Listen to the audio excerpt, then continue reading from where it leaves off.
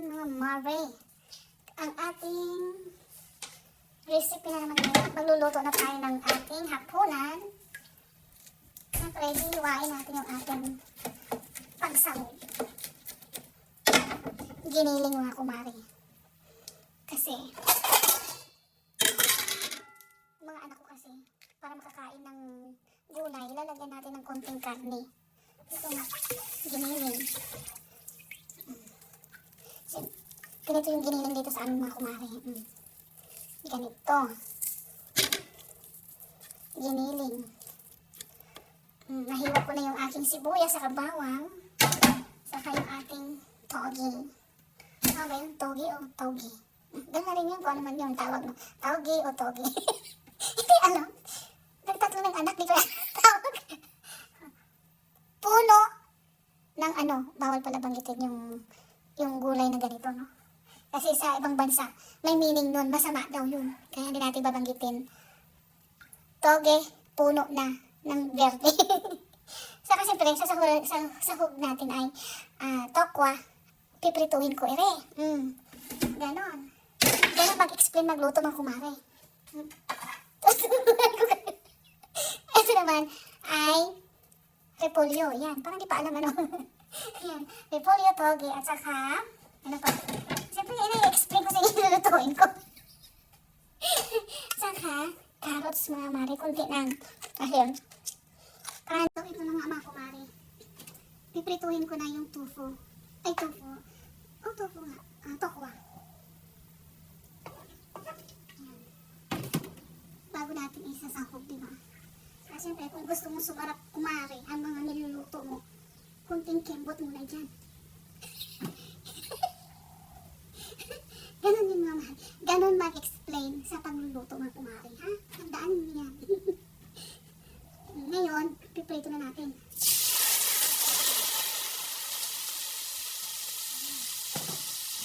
Siyempre pag alam yung tumatalsik, lalayo pag ganon. Sa mga baguhan dyan, yung hindi pa marunong magluto, ayun gayahin mo ako. Ganyan. Pag tumalsik, nalayo kang gano'n. Kaya hindi ka mapaso. Diba? Ganun lang. Ituin muna natin siya. Pagka medyo nag-brown na siya, hahanguin mo at gigisa ka na. Ganun. Mamaya, papakita ko sa inyo paano mag-gisa ng mga gulay. Ganun lang ako magluto. Diba? Ayan. Ganun lang.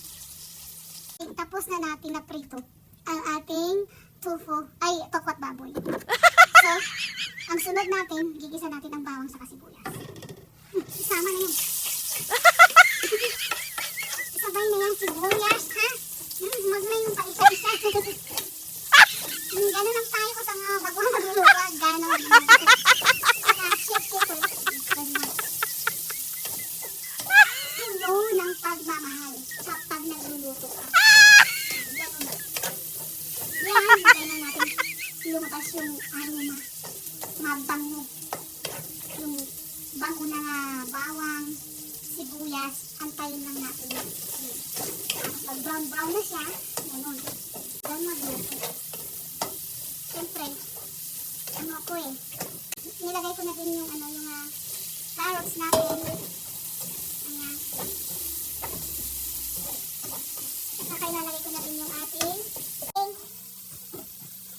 toge. Ayan.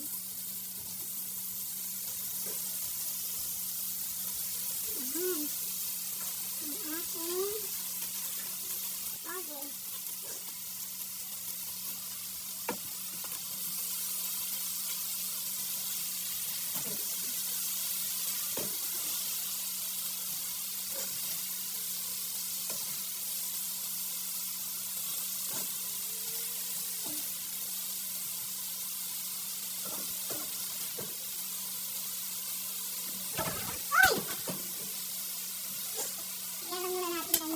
Siyempre, iinom tayo ng pang ano kasi nakakauhaw ko nagluluto.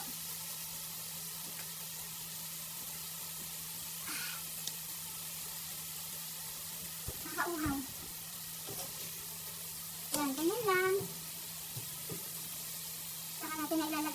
repolyo natin.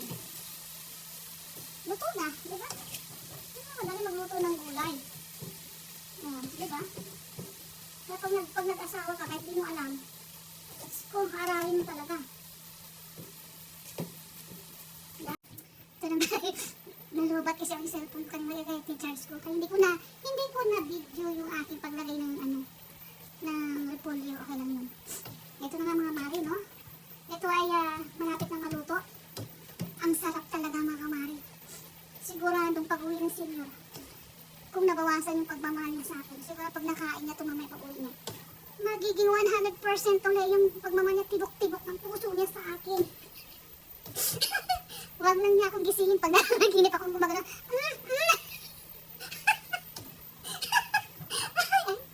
Tawa sa sarili. Ganun tayo. Talaga mga kumaki, di ba?